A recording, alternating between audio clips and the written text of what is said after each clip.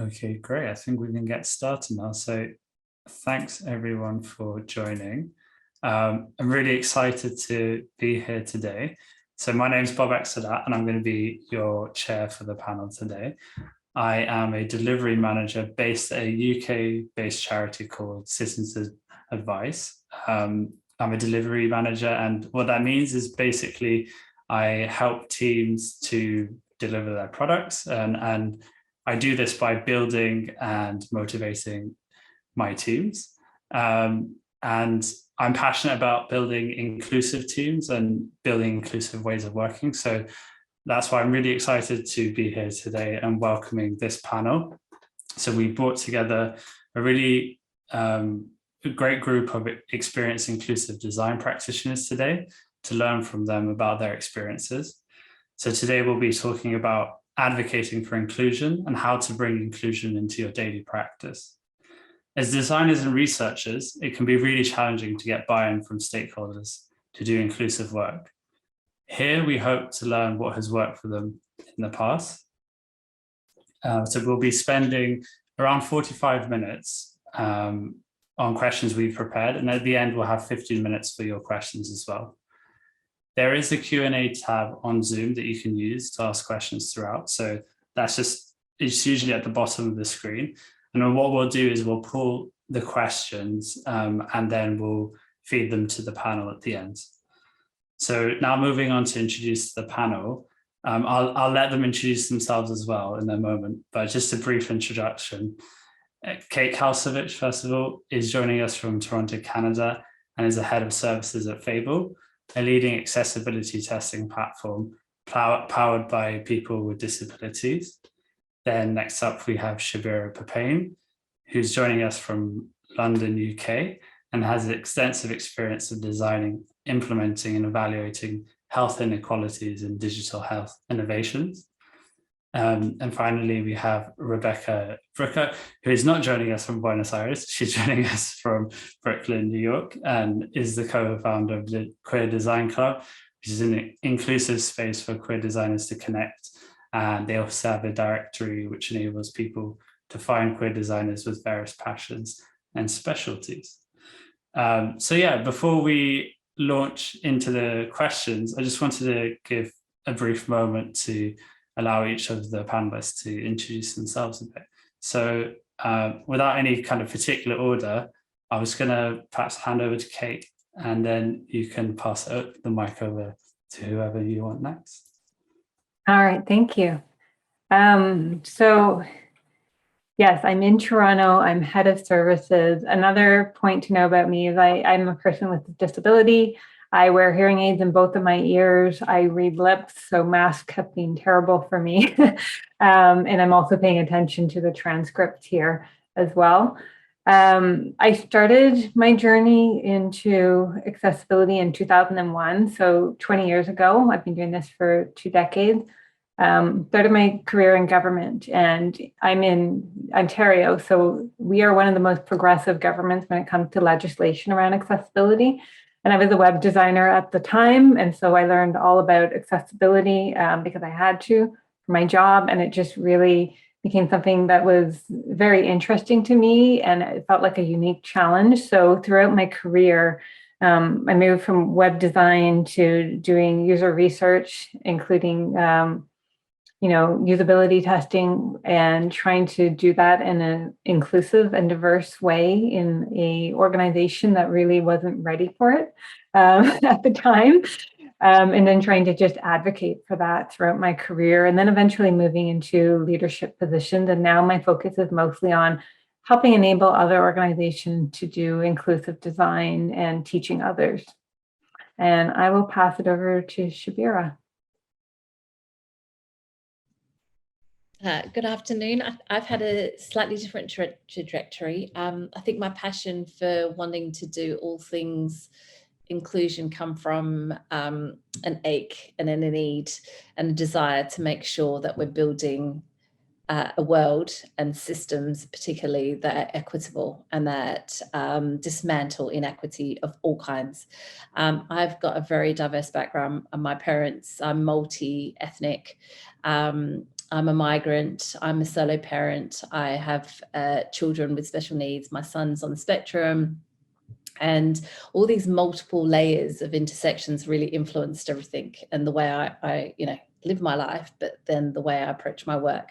So I started really thinking about research from the bottom up, and really was influenced by Augusto Boal in Brazil, looking at theatre of the oppressed. And that sounds like a weird place to start, but if you don't know a lot about it and you're beginning your career and beginning thinking about this, go and check it out, because it will help you to think about some of the systems processes you could be using to invite a more diverse discussion and a more creative way at approaching the problems that we have today, that we're trying to use digital products as solutions.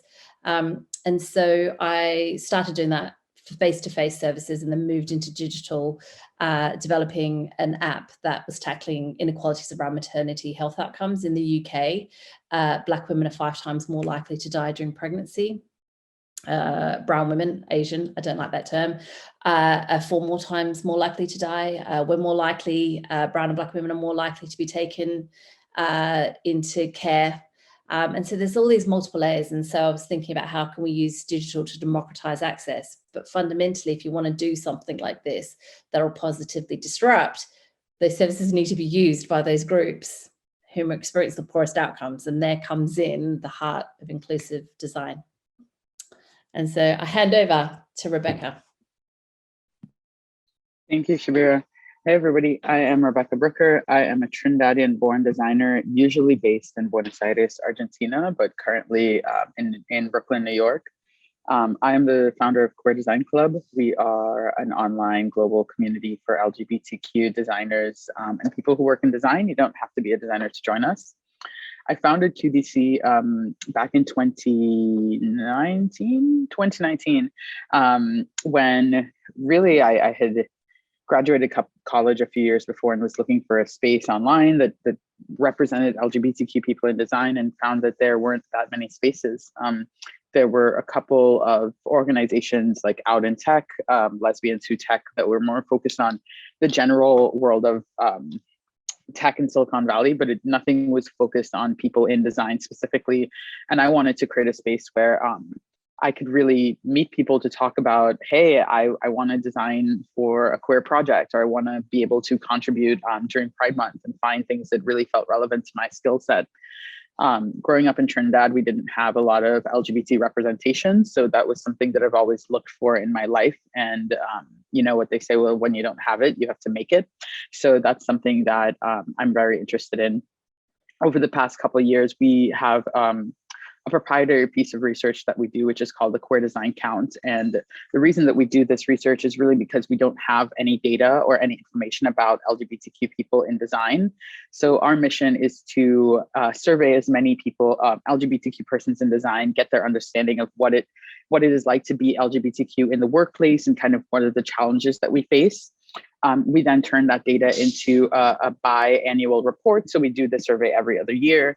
And our goal is to really set an industry benchmark with this work, and have something that people can refer back to and companies can use as a guide for improving inclusion and diversity on their teams from the lens of a queer person and their identity at work. So that's a little bit about what I do. And I'll pass it back to you, Babak. Thank you so much, all, for sharing a bit about your backgrounds and where you're coming from. So with that done, I'm going to go to the first question, and I'd like you to each answer this in turn. So Kate, I'll go to you first. So the question is, over your time working within this field, what change have you seen within how organizations view and implement inclusive design? And what have you found as an ongoing struggle? Yes, over 20 years, I've seen lots of things. Mostly, I'm seeing people shift more and more to actually including people with disabilities and including more diverse audiences in user testing. At the start of my career, user experience wasn't really a thing. And then when we started doing user experience, it was more theoretical user experience because there were no actual users involved. And nowadays, user experience typically does involve real people who are actual users. So that's been a really positive change, and more companies are engaging with assistive technology users and just understanding there's such a broad diversity of people out there, and that the more you involve those diverse audiences, not just in testing, but like even in the early stages of brainstorming and design thinking and just like generative research, the better your product and your outcomes are going to be. There are still ongoing struggles. The struggle has always been getting the money for research testing involving people, and just getting executive support as well. You know, a lot of times researchers, designers, we don't have access to the upper ranks, and you know, we have to communicate through middle management, senior management, all the way up to the top, and we don't have that direct line of communication. And it's hard to really bring awareness of the importance of it, especially when you can't speak directly to the people. So that remains an ongoing challenge for some organizations. Similarly to Kate, I would say that I've struggled to see, well, I have seen a lot of progress in terms of the way that we refer to people's gender and sexuality online. I think the most go-to answer can be when we think about form captures, or when someone needs to fill out a form online and give personal data about themselves, and the way that we capture information around someone's race, someone's gender, someone's sexuality. Often those things are fluid. So I may identify one way today and feel differently tomorrow. So how do we really make sure that we're capturing in an inclusive way the real essence of that person's being? And to take it one step further is, what is the goal of capturing this information about someone's gender, right? I think there's a lot of our default thought when we think about a field is like, okay, name, age, your location, and then what's your gender, what's your sex, what do you identify as? And a lot of the times there's no real need for this information. It's kind of just something that's antiquated into our practice. So I think we've seen a lot of companies making an effort to, one, use more inclusive language in the way that they ask people to identify. So when you go to a forum now, you may see male, female. It used to say other, but maybe now in some forms you will see non-binary or more inclusive language as well. But also secondary is really understanding how this data funnels back to your initial goal of collecting information about a person or about a user, and why that information is relevant, right? So really interpreting how this is going to be used and if it even needs to be used. What I found to be an ongoing struggle, especially in terms of the workplace, is that when we talk about hiring inclusive teams or hiring diverse sets of talent, most often when people open a role, they obviously want to fill it as quickly as possible. Very, very few times do they say, well, this role can actually wait for the right person or the right candidate. To Kate's earlier point, I think including having a more diverse team from the onset, from the brainstorming stage, from the conceptual stage, is the ideal situation, so that we can make sure that the ideas that we're even conceiving are fundamentally rooted in inclusion and they're not an afterthought, right? I think the issue is that a lot of the times companies don't have the allowance or the affordance to wait to hire the right person. They kind of do an initial, okay, we got 20 applications, let's just review and let's pick the best of this 20. But what if none of those 20 are the voice that you need, right? If your 20 people are all the same identity or kind of the same perspective of the people that you already have on the team, are you actually making an effort to recruit diversely, or are you just filling a position? So I think there's a lot to think about in the way that we consider hiring diverse and building diverse teams now. Yeah, I think Rebecca got to the heart of it, actually, because it all starts with, I mean, if we could wave the magic wand and solve all the problems in terms of achieving inclusive design, you'd start with the recruitment of the entire company and ensure that there's diversity across, so that even the composition of the questions and how we ask those questions, and then how we're going to approach the people that we want to participate in our research, already starts to shift. So it's the lens through which we're seeing it. I think the change that I've seen in the world, in the UK, in the public, and I think the private sector are way ahead. and they are creating more inclusive services generally, and the public sector, and I think sometimes the voluntary sector, have excuses for that. Oh, it's because of the money. I think it's about approach, because if you're motivated, what's your motivation? What are the merits of it? And so if you want to have as much of the market share, then you need to make sure that as most of the market share can have your product. So you're invested in making sure that you can speak to that market.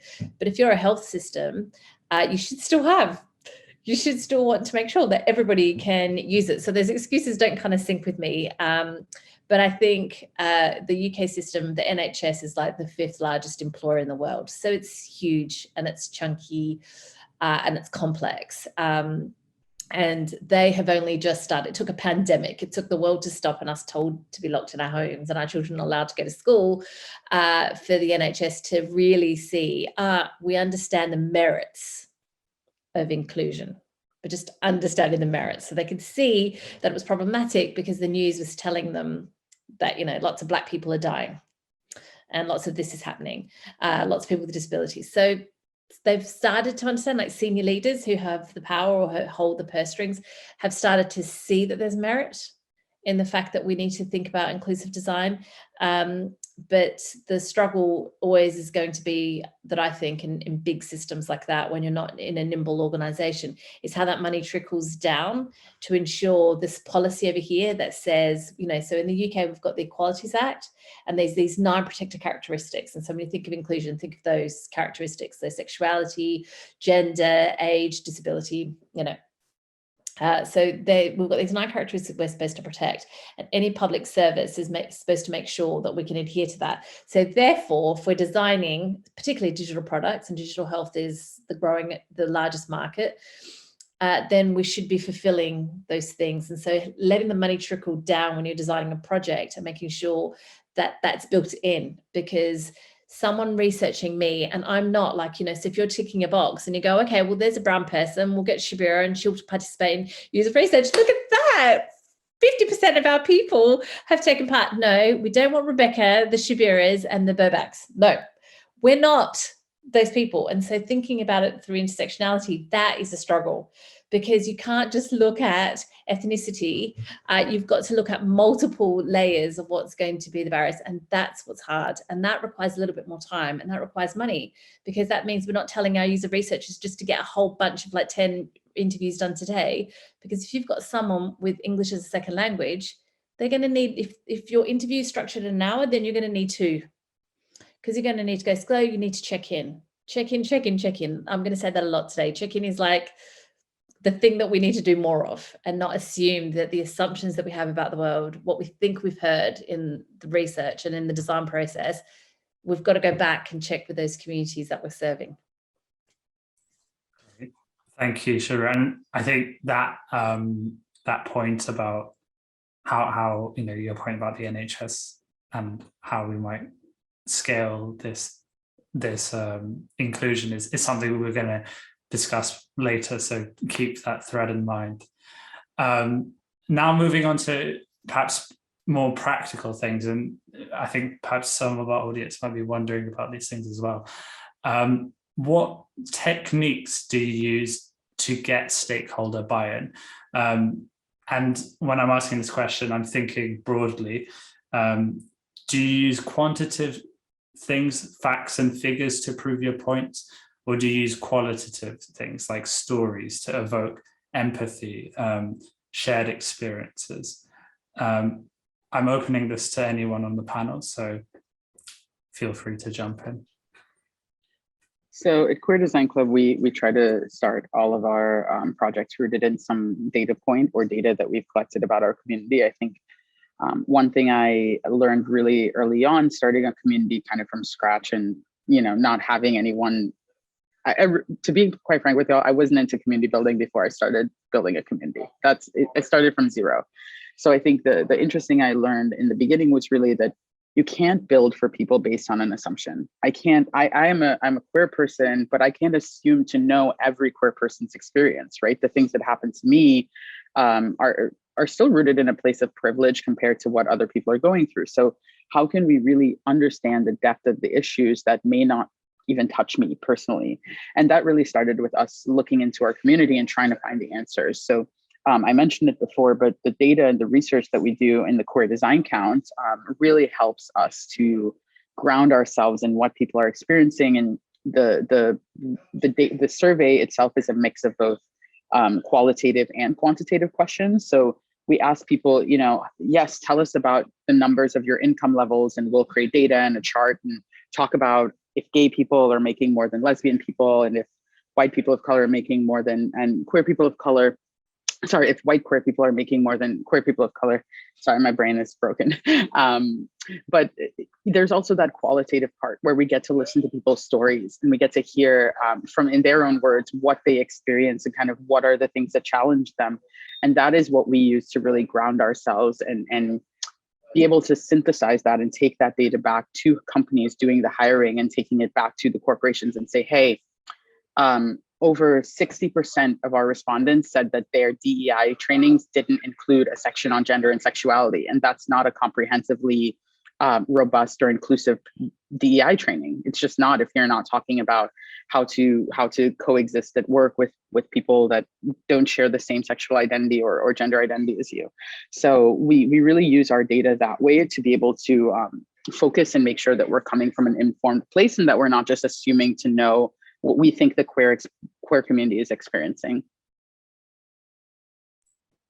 I can Great. jump in next. Thank you. Go for it. I'm always starting with the qualitative stuff, just because I find we're trying to get buy-in at the beginning, and data and facts doesn't seem to work as well as stories for getting people to understand why we're doing this. And then once we've got buy-in and somebody's interested in doing inclusive design or accessibility, that's where the more quantitative data can be helpful, and doing benchmarking on a really regular basis. That's something people don't do a lot for accessibility and inclusion. They don't know what to measure or how to measure it. And so really figuring out, how are you going to understand your progress, whether it's internal on your team or external facing with your websites, your apps, your digital things, your services in general. And knowing what those metrics are and being able to report on them on a regular basis is really critical for not just understanding if you're making progress, but knowing if you're doing things the right ways, and trying to figure out too, you've got measures on outputs, but also thinking about what are the outcomes you're trying to achieve and how do you measure those and how do you benchmark that as well. So we start with qualitative and then move towards quantitative. Yeah, I think I use a mix. I use images. So really thinking about diversity and thinking about all the kind of barriers, and even thinking about research. We can become really familiar, and we think just because someone has a position of power that they feel is familiar with data, both qual or quant. But I like using mixed method approach, looking at what research is telling us, and then looking at what people on the ground are telling us, and looking at whether it's telling us the same story or whether it's highlighting something, and then try and transpose that into a narrative arc. But I try to start anything, particularly if I'm trying to influence people in positions of power, with an image that says why this is important to invest time in, before presenting them with a whole lot of data, because they're really not even listening. So it's like trying to grip them. Think about, if you see an advert, what's going to make someone stop and pay attention. We're really busy. Usually people that, not necessarily in every organization, you've got someone who really understands what it is that you do. User research or design might be slotted under something that somebody else is doing, particularly in really big organizations. And so you've got someone potentially who's got seniority over your team without really understanding what it is that you do. They just think of it as research. And so you want to get them to stop and just giving them data. They're used to getting data. They might be used to getting qual or quant, and they might have a preference. And that might depend on all sorts of things of why they have a preference. But you need to get them to stop and listen to why you want to explore this deeper, because you found something. So you need to be creative. And so using an image that really evokes what it is that's going on, and that's why it needs us to pause and invest and unpick.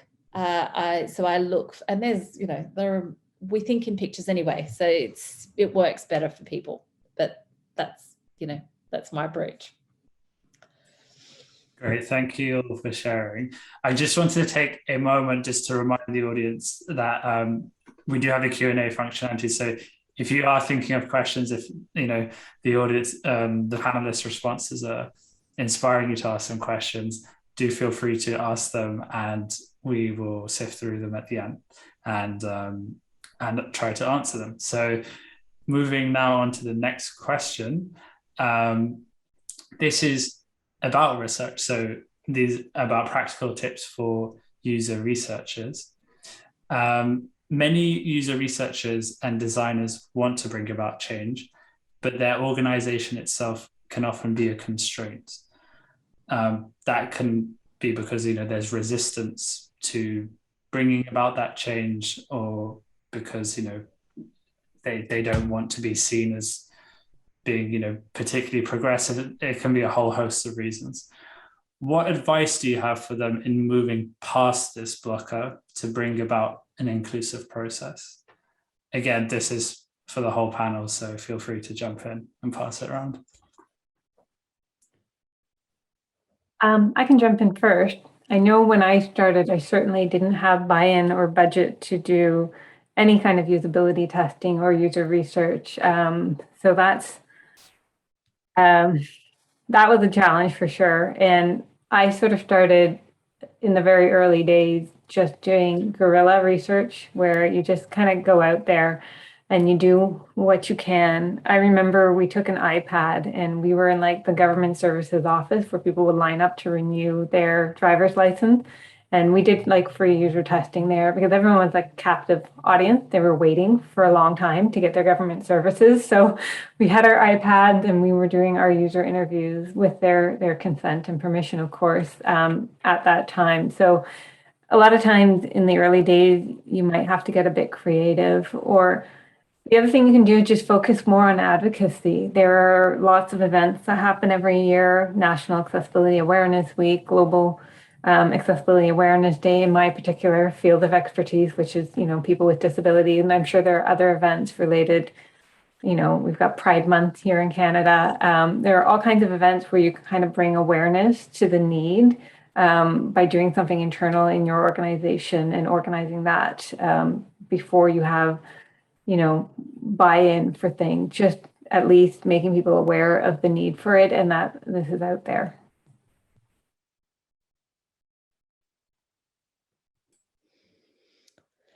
This is a tricky one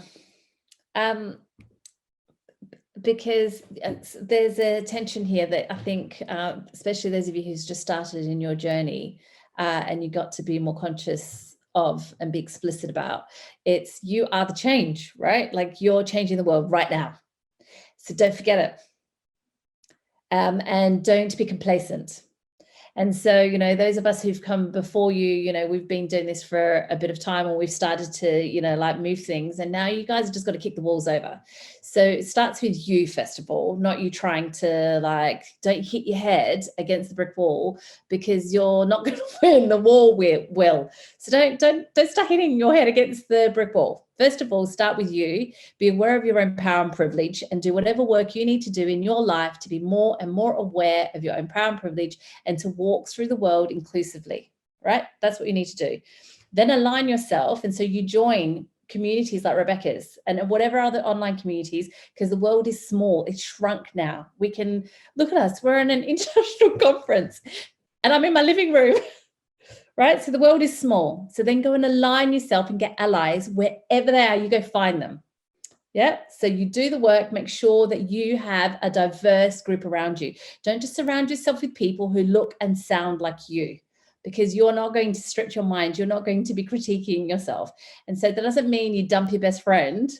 I'm not suggesting that. You keep your best friend, right? We all need the social support, but you go and seek. So listen to podcasts, read books that extend, if someone votes different from you, go and find out why. Don't just judge, right? So expand yourself in every possible way and challenge you, and then build allies around you. Once you have that, you're going to start to develop the strategy, the relationships, the networks, because remember, you're networking wherever they are. You're having the right conversations. You've got the language to be able to dismantle. Remember, like what Audre Lorde said, you need to use the master's tools to dismantle the house. right? You can't don't just be banging on your own, and align yourself. And if you're working in a place that's not allowing you to fully be you and express you, and not saying, oh, okay, there goes Rebecca again, she's just always going on about, the queer movement. If you're, get out, go out and do it in other organizations, because I'm telling you, many organizations are shifting and they're changing, and they want people like you. They need people like you, and they'll pay you good money. So don't stay in an organization that's telling you that your way of reaching towards this equity, of creating really solid, creative products that are going to be reaching the most amount of people. Who doesn't want that? If an organization doesn't want that, go somewhere else, because I'm telling you, they do exist. And that's just my personal view, but the power, it does sit with you. It's just going to take a little time, and you guys are going to move into your 30s and then your 40s, and you're going to be line managing them, and you're going to be setting that this is the tone in which we do things. It won't be a conference going, how do we advocate for it? It's like, why are we all doing this? I don't have much to add. I think Shabira really hit the nail on the head, but just plus one, everything she said. The one thing I will share is that, change can start really small, and change can really start with you.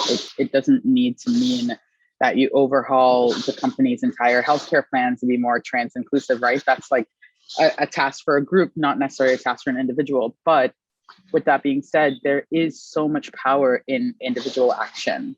And similarly, I know I keep banging on about Queer Design Club, but similarly, we started Queer Design Club not thinking that it would ever scale to where it is now. We started it really just two friends, actually two internet strangers. We met just because we wanted to create this community, my co-founder and I. And, it started with 10 people in a Slack channel, and we just kept sharing about it, word of mouth. People got around, and really we built a network out of people who authentically and organically wanted to meet each other. And from there, we started just talking with each other, talking through, hey, you're experiencing that thing at work, me too. Like, what can we do about this? And that's where the entire idea was born. So while making change in an organization can feel very daunting and feel like a huge task, it doesn't need to start at that level either. Like Shabira said, it starts with you just making collective action, making a move to start something, and to really educate yourself. I am learning everything every day about other people's experiences in the queer community that don't reflect my own. And I never stop learning. I think being open to unlearning is also a very important part of doing the work of diversity and inclusion, because everyone's lived experience is so different and can only be based on their own experiences. So how can we really share more of that and collaborate more, and being, working towards a collectively inclusive future, and not just relying on the organizations to lead the charge, because they're never going to do it. It always starts with us. Great. Thank you all for sharing that. I think what I took away from that was that, we have in ourselves a very powerful tool in ourselves, and we can take a lot from ourselves forward. Which brings me on to my next question. And I think this dovetails a lot of the topics we've been talking about. And it touches on the topic of scaling inclusive design. So obviously there are currently a lot of impressive inclusive products that serve specific audiences where the processes are clear. For example, we've been talking about Queer Design Club. We can instance a lot of other examples as well. But in my mind, there are lots of really big services that are made for a big general public, where the case for inclusion might be, a bigger challenge to make for stakeholders. So how do you see inclusion being effectively scaled when there are so many factors that should be considered? So I started working at NHSX a year ago, when in the height of the pandemic, I got headhunted to work on what was the ghastly COVID app. I don't know if I'm supposed to say that, but I did have just done it. My bad. So what became the NHS Test and Trace app? So that was for 60 million people to potentially be able to use. And you can say that actually the case for inclusion, where is that? But actually, if you need 65 million people of various backgrounds to be able to use a product. I say that is the case for inclusion. And if also what I say is, if you are making a living or working in an organization that is funded by public money, whether that's through donations or through taxpayers, you have a moral imperative to ensure that whatever you're creating from that organization serves those communities on the ground. That's my, and I've said that to CEOs, and I've said that to everyone who holds a budget, because it's true, because it's public money. And so it needs to service the public. And so in terms of research, then the way you can embed that in is, instead of, it's in health inequalities, we have a term called Proportionate Universalism.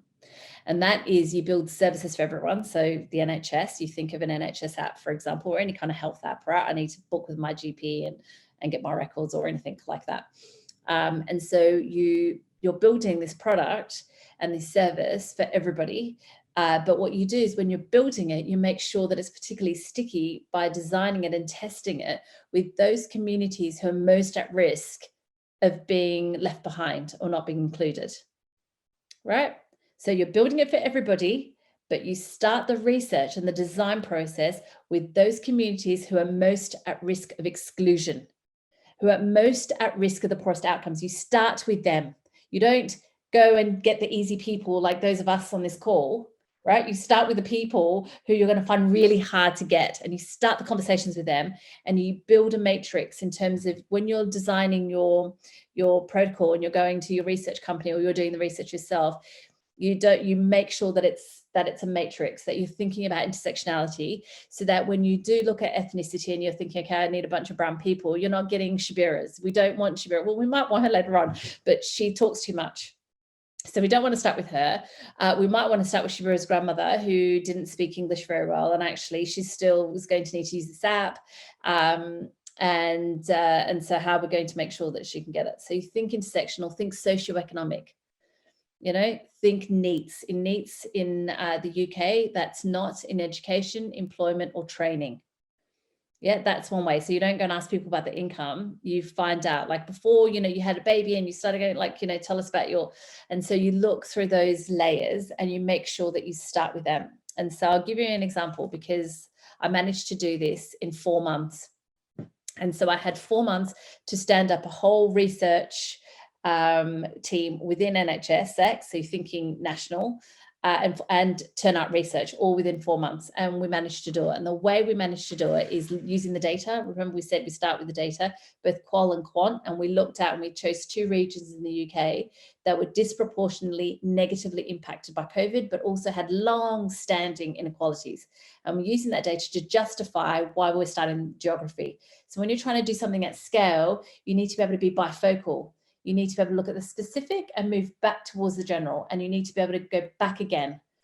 You're going to get stuck and you're going to come undone if you only stick with the specific. If you only stay in the specific and say, no, I can only do this, you're not going to be able to have something that's going to meet that universal perspective. So you need to be able to move between that. So you need to be able to be bifocal. So we had the geography, so we could dig down, and then you can compare that back down to the national data. To see, and then we trickled it down. And also we did that through ethnicity. We did that through holding that lightly, because I don't like the terms that we use in the UK. I don't think people describe themselves in this way, but we wanted to focus on racialized communities, and that's what we did.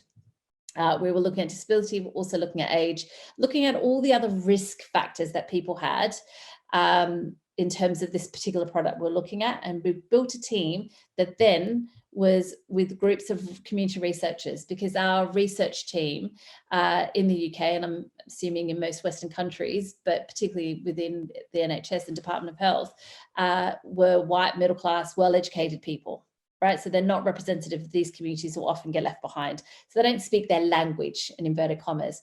So we developed community researchers who are community leaders, who had these assets, who had the living experience, and we worked with them. And so we carried research out through them.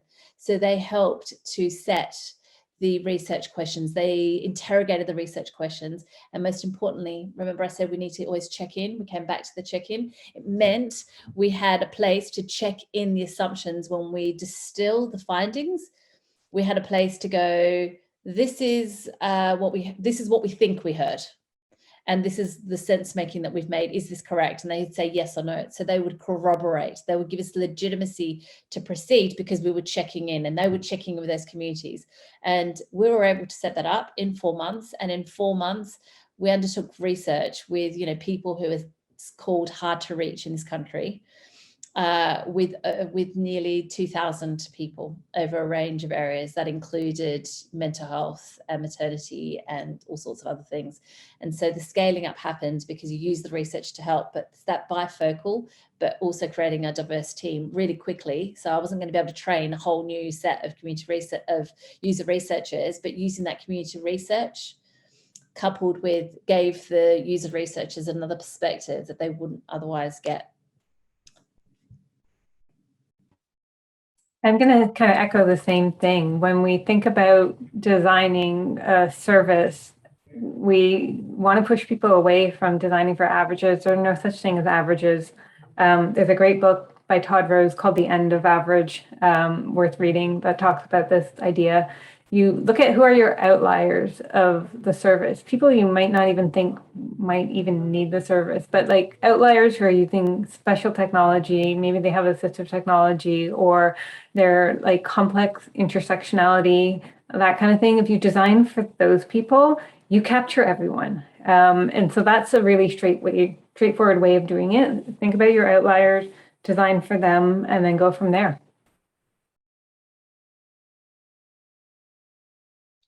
Also, on everything everyone has said, I think the only thing I'd love to add is just on Kate's last point, is really starting from a place of diverse perspectives and diverse concepts and understanding how this may impact everyone, not just the people working on the team, but everyone that this product or service will touch, is a really, really, really important factor.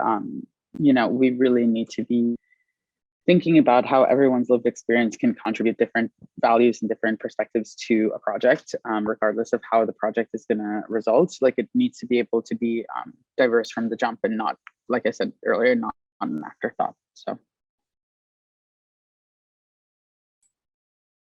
Great, thank you all for sharing. I think this is the perfect time now to move towards the audience, open up for their questions, because we're at the 16-minute point. And so I'm gonna go to the Q&As and gonna ask Claudia if she can queue up the first question for us. Yeah, so the first question is from Charlotte, and she asks, what are your inclusive community building tips? So I think that's for Rebecca. Yeah, I can start with that one. So really, some of the things that I've already mentioned is, but mostly I think the most important one is being really thoughtful and intentional in your language and in the way that you speak to people. I think one of the things I've had to learn how to do to be able to build and foster an inclusive community is be able to hold space for people and meet them where they are, and really just tell you what they need to be best successful, especially for an identity that I may not be a part of. For example, I am a trans ally. I'm not trans myself, but I'm a trans ally to that community. And I personally don't know the best ways to design for that experience. So what I would say is, I go to a trans person, I say, hey, this is what I'm trying to achieve to make it better for your community within our Queer Design Club space. Do you have any advice, tips? What are the things that you're experiencing that we can help with? How might we be able to do that best from your perspective? Does this feel good for you? But really giving them the space and holding space to understand an experience that is not your own leads to being very intentional and very thoughtful about how those places are crafted. And that is kind of the most bottom line of what you can do to craft an inclusive community, is just listening and being very present when other people are sharing their own life or experience with you. Okay, thank you. Did anyone I want to add one point to that, which Sure. is, if you're building a community and you're doing lots of stuff online with that community, making sure you're very careful in the tools that you use. There are a lot of tools that themselves are not accessible enough, and you're going to end up excluding people. Sometimes you need to go back to basics and just like, we're going to have an email mailing list, right? If that happened to be the most accessible way of building your community. Absolutely. Definitely want to make sure that all of the programs or things that you use are accessible for screen readers, for people who may need captions on videos. It's definitely something that is extremely important to consider, especially in the digital space. So thank you for that addition, Kate. That's a really great point. Yeah, so the only thing I would hop at the back of that is don't be scared of like making mistakes and that you're supposed to know it all. That would be the first thing. And so, yes, you know, you set out to try to be inclusive, and then someone might join like a group that you're running, for example, you're doing a piece of group research and they can't access a particular tool because it's not as accessible. It doesn't mean you failed. It means you're learning, and it means you need to ask that person. So, you know, check in with people because you can always have really good intentions. It doesn't mean that eradicates all the barriers for people to be accessing either your service or your product or even the research and design process. So you're not supposed to have all the answers. Just keep checking in and asking. Great, thank you. We've got lots of questions flying in now, so I'll move to the next one. So this one it says it's similar to my question about getting buy-in. They said it's a loaded question, so they're not sure how to phrase it. It's from Kirsty. So it says, so here in the UK, we're experiencing very high culture profile wars. Small but well-funded and litigious conservative groups are attacking charities and services for being woke. And I think this is important, this is in brackets, but addressing the interests of marginalized people, particularly trans women.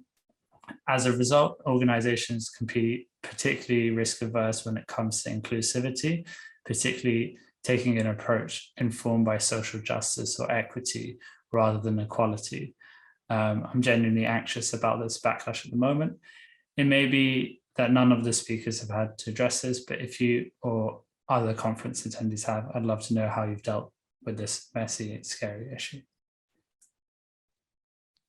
I think that I can share a very vulnerable moment, but when we first started Queer Design Club, we had a feeling of, you know, we're creating this space for LGBTQ people to come online, and this could very much be a space for terrorism as well. Like, people can come in here and possibly verbally abuse us in our own community. Like, how are we making that safe while not being exclusive, right? So this is something that we struggled with, and at that moment, you know, we kind of came together in our own strength of this is our identity and this is the space that we hold for each other, and we have to let that be. Sorry, there's a train passing. I don't know if you can hear it. But really being firm in our beliefs and firm in our identity and reinstating that as this is a space for LGBTQ people in design. This is a space also for allies to learn and to get better, but this is not a space for hate, and this is not a space for what we don't tolerate. We have a fairly robust code of conduct that outlines unacceptable behavior in our community. And one of the things that I really love our code of conduct says is that we don't tolerate reverse isms. So we have a list of things that we will actually pay attention to, and we will always prioritize the feelings of marginalized communities over communities that are overly represented in our space.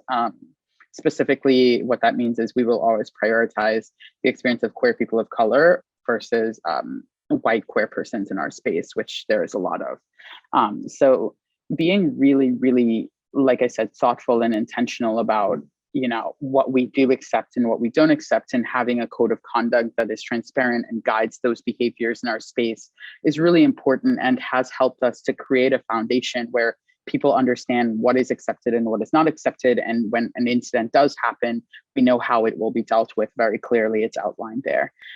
So it started from a place of feeling vulnerable and feeling like, for sure, people can attack us for being woke on the internet.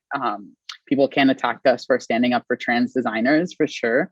But ultimately, this is our belief and this is our foundation, and these are the people that we are, and we won't compromise that or question that for other people's comfort.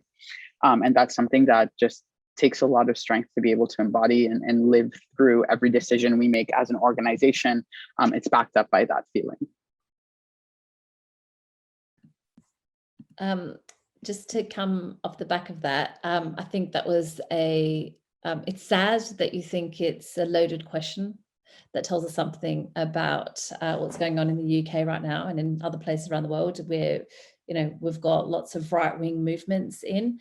But so the first thing, actually, it's really good that, and this is going to sound odd, but it's good that these groups are being vocal and that they're saying it, because they were always saying it. We just weren't hearing them. And they were doing it in spaces because they were hiding, because we had, during Blair, in the UK, while we were in, a left-wing government, it was seen as lots of communities couldn't express their hate. God forbid we didn't let people have their hate and we're being politically correct. But what happens is that the sentiments are still there, but they're suppressed. And so you can't talk to them. And you can't build alliances, which is what we actually really need, while they're suppressed under there. People were still experiencing the racism because people in positions of power were still feeling the same things. But we need to have a space. And so Trump did an abhorrent thing, but he did many abhorrent things. But one of the things that he's done is he's given legitimacy for hate to be a political stance. And so what happens is we're having these groups bubble up, and we're having lots of these right-wing groups bubble up. But is it Kirsty or Christy? They were bubbling up anyway. We just weren't seeing them because they thought that they had to hide. So we couldn't talk to it. So we couldn't have the conversations with our young people about it and in our communities about it. But the first thing is we need to create alliances in the voluntary sector and in the community sector in the UK, so that larger organisations actually have a role to play here. And you need to invoke Charities Commission to be playing a role and say, you know what? We need to create alliances because we're getting attacked for working with the trans community or working with the Black trans community or whatever it might be. But also remember that for every group that pops up spilling hate, there is another 3 groups popping up who are trying to dismantle and tackle the inequity. So don't forget, right? There's always. And essentially, people are good. I've met the most amazing people in all sorts of places.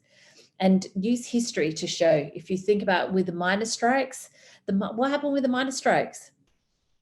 The LGBT community near Wales, they supported the families of miners near Cardiff because they said, you get brutalised by the police, we get brutalised by the police. Your struggle's our struggle. What happened in Brixton in the riots? Brixton is in South London, and there was huge and continues to be an area of high racism, particularly for our Black community here. And what happened? Like the punk movement, who were anti-establishment, came together with the reggae movement and Rasta movement in South London, and we had one of the biggest concerts we've ever had in the UK that was anti-racism. It was called Music Against Racism or something like that. But so use the history. It comes from alliances and coming together. And so don't make it like, oh, this is loaded. Make it like the loaded, like it's their problem. We're still getting on. We know you're here. You've always been here. Thank you for now letting us know what you're thinking, because now we can make sure we put some love out into the world instead of the hate. Very quickly, I'd just like to bring up a point Shabira made earlier. It's about your values. And if you're working for an organization that's risk averse about things that you highly value, there's a very big job mismatch there. Like, you have to make sure your core values are in alignment with those of your organization, and big organizations often don't even know what their core values are. So that can be really tricky. And just having really deep think about what work is meaningful to you and what impact you want to have on the world.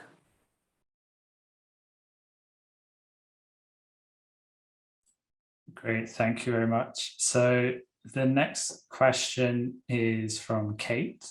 She says, when researching with people from typically excluded communities, it feels so important to build up relationships, and recruiting participants from these groups may take significantly more time. How do you recommend managing that with sprints or ongoing delivery cycles? But that's exactly what we did. So we were servicing multiple teams across the NHS and across NHS Digital and NHS X, still been able to run sprints because we were working with community researchers. So what I'd say to all of you, particularly if you're using research companies and traditional ways of getting to people, start investing in your community organizations. And so, you're paying these research companies a lot of money.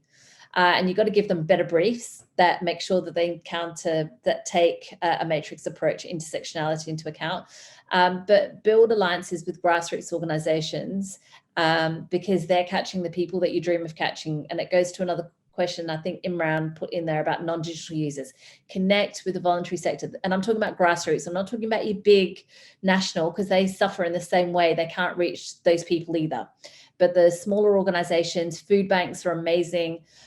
Any organization that's connected to food banks, but connect with the voluntary sector, because they actually run lots of research programs with universities and things as well. And so they'll be able to reach them and pay them properly in the same way that you pay your research companies, and knowing that when you're paying them properly, it's meaning that they're able to reach those people and those families in ways that benefit us all, you know, so reducing poverty or whatever it is, having employment schemes. So work with the voluntary sector if you're in the UK. UK has got one of the most incredible voluntary sectors. And so build on that to get to those people as a quick win. If you're not able to build a community research team, if you don't have the luxury that I had. I've got to jump in here because that's exactly the problem that Fable was trying to solve. So we built a community of assistive technology users so that organization can really easily get access to people who might be hard to find through traditional research recruitment practices. So it definitely is hard, and that's why we built what we built, so that it's not hard anymore.